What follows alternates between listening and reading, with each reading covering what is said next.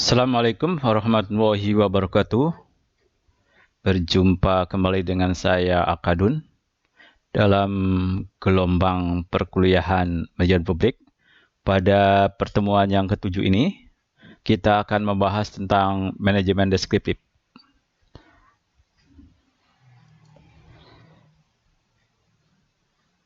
Manajemen deskriptif ini dikembangkan oleh Mintzberg memberikan fungsi-fungsi yang biasa dilakukan oleh seorang manajer di tempat kerjanya. Menurut Mintzberg, fungsi manajemen yang benar-benar dijalankan terdiri atas kegiatan personal, interaktif, administratif, dan teknis. Kegiatan personal adalah kegiatan yang dilakukan manajer untuk mengatur waktunya sendiri, berbicara dengan para broker, menghadiri pertandingan, kegiatan lain yang memuaskan dirinya atau keluarganya. Ya, ini jadi misalnya kegiatan olahraga, kegiatan bermusik, kegiatan karaokean gitu ya, kegiatan main bulu tangkis, kegiatan bahkan biliar gitu ya, dan kegiatan yang reaktif yang lainnya gitu ya. Dalam konteks organisasi, kegiatan-kegiatan manajer pasti memerlukannya. Bahkan kadang-kadang menentukan keberhasilan karirnya.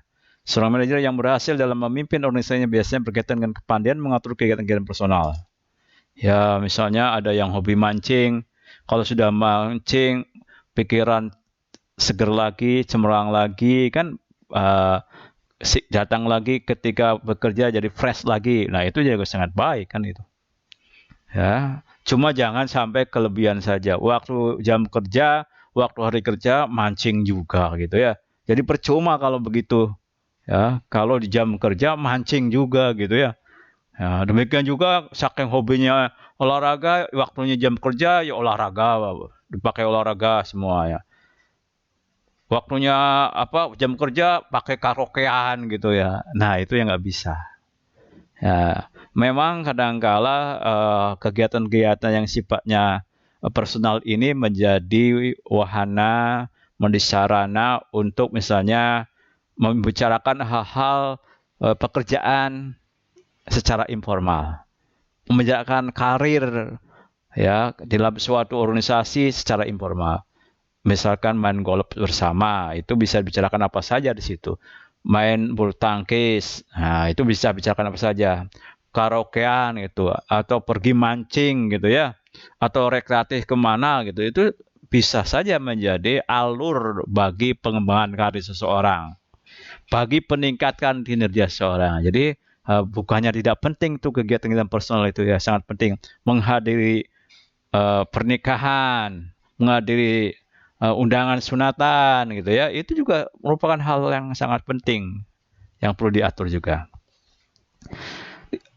Yang kedua adalah kegiatan yang sifatnya interaktif. Biasanya ini manajer menggunakan banyak waktu untuk melakukan interaksi dengan bawahannya, atasannya, pelanggan, organisasi lain, pemimpin-pemimpin masyarakat. Biasanya 2/3 dari waktu yang digunakan untuk kegiatan-kegiatan tersebut. Jadi kegiatan interaktif ini sekitar 70% dari waktu seorang manajer gitu ya untuk interaktif.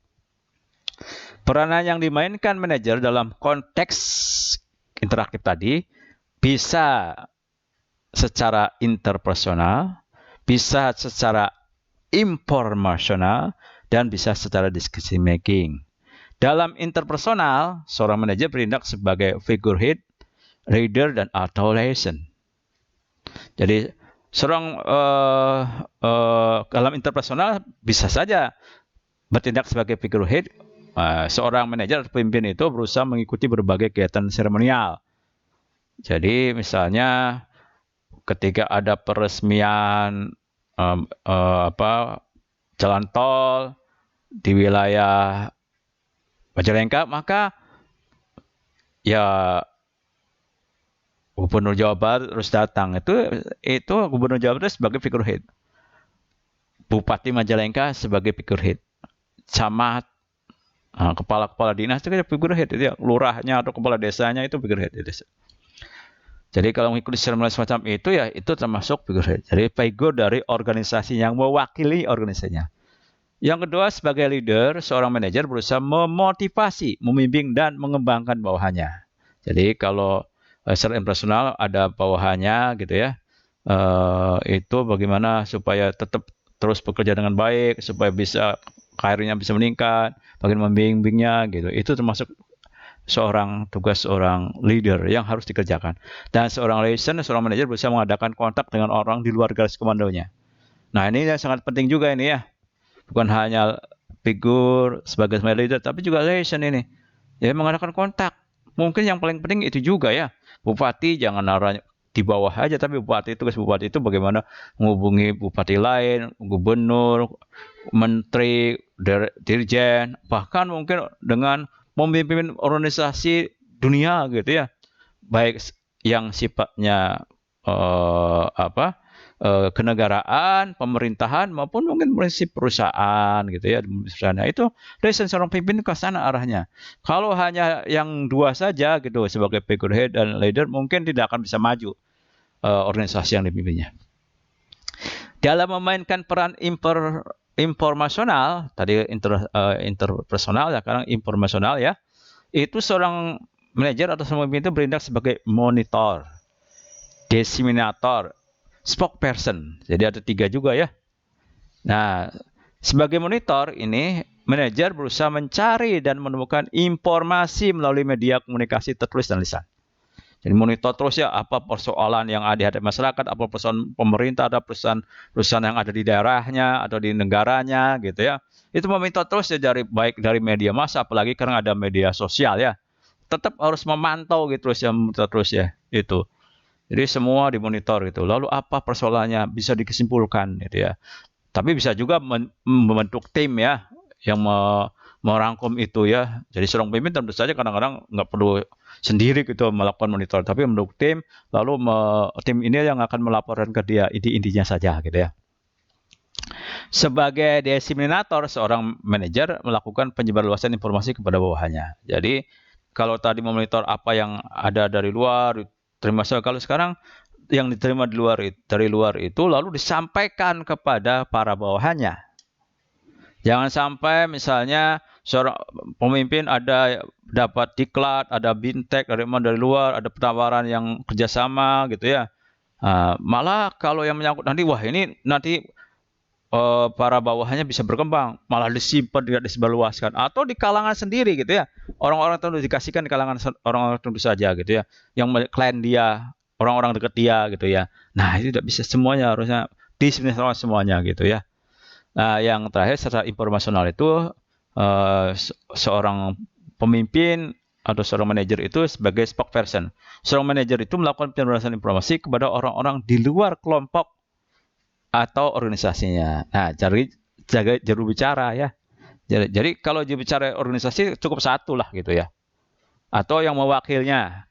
Nah, itu setelah ditunjuk, misalkan kalau di kepresidenan ada juru presiden, ada kepala staf gabungan presiden gitu ya, staf kepresidenan gitu. Jadi dia saja yang bicara gitu ya. Nah, kalau di pemerintahan daerah di kabupaten ya harus itu ya.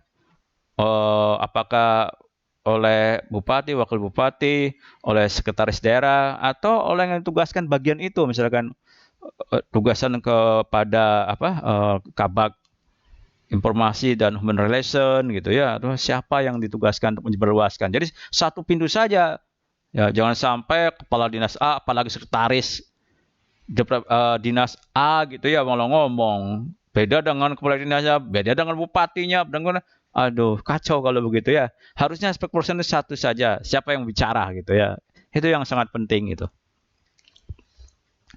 Dalam konteks decision making, nah dari interpersonal, informasional, dan decision making sekarang, seorang manajer itu biasanya berperan sebagai entrepreneur, dispute handler, resources allocator, dan negosiator. Bagaimana peran mereka? Sebagai entrepreneur, seorang manajer pimpinan mencari berbagai kesempatan untuk mengembangkan usahanya dan merencanakan kegiatan baru dalam merencanakan meningkatkan hasil kerja. Jadi ini ya tugasnya itu, jangan tugas-tugas rutin. Kalau tugas-tugas rutin diserahkan kepada para bawahnya. Kalau bupati, sekda, ya yang jangan rutin-rutin lah gitu. Ya harus berpikir bagaimana hal-hal baru, ciptakan hal baru. Kepala dinas mungkin harus melaksanakan gitu ya. Apalagi kepala bidang melaksanakan gitu ya. Lalu kepala seksi ya. Boleh orang-orang di bawah ini kepala seksi, kepala bidang, kepala dinas memberikan informasi tapi tetap jalurnya sama gitu ya. Artinya di jalur berjenjang diinformasikan ke dinasnya, informasikan ke kabupatennya gitu ya. Nah, itu bisa. Ya, itu. Jadi jangan sampai ini gitu ya. Jangan sampai ya nanti tersinggung yang di atasnya, itu budaya birokrasi seperti itu. Nah, sebagai dashboard handler itu seorang manajer berusaha melakukan konteks terhadap berbagai masalah dan tekanan-tekanan atau konflik. Jadi bagaimana menghandle semua apa yang permasalahan jadi, jangan malah dilemparkan ke bawahannya. Jadi dialah orang yang bertanggung jawab menghandle semua persoalan yang muncul. Ya kan banyaknya penduduk yang kena COVID, bukan disalahkan kepada kepala dinas kesehatan gitu ya, tapi tetap dihandle. Oh, itu ada salah saya. Kenapa tidak memberikan rambu-rambu kepada kepala dinas kesehatan? Kepada bagaimana kok semerautnya penanganan pasien COVID. Nah, jangan salahkan kepala rumah sakitnya, tapi salahkan pemimpinnya sendiri gitu ya, menghandle semua itu persoalan gitu ya. Demikian juga kalau terjadi konflik-konflik apapun ya yang dilakukan. Nah, selanjutnya sebagai decision making itu, seorang pemimpin atau seorang manajer itu bertindak selaku resources allocator. Seorang manajer itu berusaha memutuskan sumber daya apa yang harus dialokasikan untuk unit-unit tertentu dan berapa banyak yang harus dialokasikan. Nah, ini sangat penting ini ya. Jadi yang membagi orang, membagi sarana, gedung untuk siapa, mobil untuk siapa, komputer untuk siapa. Nah, itu harus pemimpin manajer inilah yang harus mengalokasikan itu semua. Menalokasikan dan mendistribusikannya ya. Ya, jangan mengalokasikannya tapi tidak bisa mendistribusikannya gitu ya. Nah, ini juga harus ya, misalkan siapa orang yang tempatkan di kepala dinas X, Y, Z gitu ya. Siapa jadi kabid apa gitu. Itu semua mengalokasinya. Demikian uang yang sangat penting mengalokasinya, yang penting untuk apa gitu ya. Uang itu ya. Nah, ini yang sangat penting. Jadi uang dan orang inilah yang sumber daya yang sangat penting, yang tentu saja barang juga sangat penting ya. Sarana-prasarana juga sangat penting, tapi tiga hal itu yang harus mampu seorang manajer, seorang pemimpin itu mengalokasikan dan mendistribusikannya. Dan yang terakhir ini dari decision making ini adalah dari manajemen listrik ini adalah sebagai negosiator. Seorang manajer melakukan negosiasi atau perundingan dengan para pekerja, para customer, supplier dan sebagainya dalam hal upah, gaji, kontrak kerja, kredit. Ya, itu harus itu ya. Bagaimana mensuplai barang gitu ya. Itu harus menegosiasikan semua sama manajer itu ya. Jangan serahkan ke bawahan, langsung dia bertindak. Nah, kalau yang mencari lobbynya ya boleh gitu ya. Nah, yang kegiatan manajemen skrip yang ketiga adalah kegiatan yang sifatnya administratif, yaitu kegiatan mencakup surat menyurat, penyediaan dan pengaturan budget, monitoring dan kebijakan dan prosedur, penanganan masalah kepegawaian. Nah, biasanya para manajer hanya menggunakan sebagian kecil dari waktunya yang tersedia untuk kegiatan administratif ini. Meskipun demikian, pengalaman menunjukkan bahwa banyak manajer yang mengeluh dengan kegiatan tersebut. Bayangkan, harus nandangin surat, SK. Itu berapa itu orang ya? Kalau misalkan di suatu daerah aja 3.000 orang gitu ya. Wah, itu ngurusi pegawai segitu banyak, ngurusi belum tanda tangan dari mana-mana gitu ya. Ya, tentu mungkin harus sediakan waktu yang cukup panjang itu malam itu. Jadi kerjanya bukan 8 jam sebenarnya seorang pemimpin di daerah, apalagi di tingkat pusat. Oleh karena itu kadang-kadang perlu dipendelegasian gitu ya. Jadi mana yang perlu ditantangani oleh kepala dinas A saja, mana yang oleh bupati gitu, mana oleh gubernur. Nah, itu sangat penting. Karena memang kalau enggak waktunya habis aja ku eta gitu ya. Mana kapan mikirnya nantinya ya. Nah, ini yang sangat penting itu. Ya. Nah, yang terakhir ini di dalam manajemen bisnis itu adalah kegiatan teknis. Merupakan kegiatan seorang manajer untuk memecahkan masalah teknis, melakukan supervisi terhadap pekerjaan teknis dan bekerja dengan menggunakan peralatan yang perlengkapan yang ada. Jadi tetap ya, kalau seorang kepala dinas pendidikan jadi harus mengerti masalah pendidikan, ya masalah pembelajaran, masalah guru, masalah ruangan, peralatan gitu ya, kurikulum harus ngerti itu secara teknis. Kalau ngerti, wah nanti nggak akan bisa apa-apa gitu ya. Demikian kita melakukan supervisi berarti apa yang dilakukan oleh guru, orang kepala sekolah, kepala bidang itu harus tahu semua. Berarti kan serta teknis juga. Misalnya kepala dinas bekerja dengan peralatan menggunakan peralatan dan perlengkapan yang ada. Nah itu harus ada juga ya. Nah demikian juga kalau misalkan dinas pekerjaan umum dan tata ruang ya harus tahu juga itu menggunakan traktor gitu ya, menggunakan truk gitu atau lab ya yang ada gitu harus tahu semua itu. Nah, saya kira itu ya yang bisa saya sampaikan berkaitan dengan manajemen deskriptif ini. Ya, mohon maaf apabila ada kesalahan gitu ya di sana sini. Nah, terima kasih. Assalamualaikum warahmatullahi wabarakatuh. Salam sejahtera buat kita semua.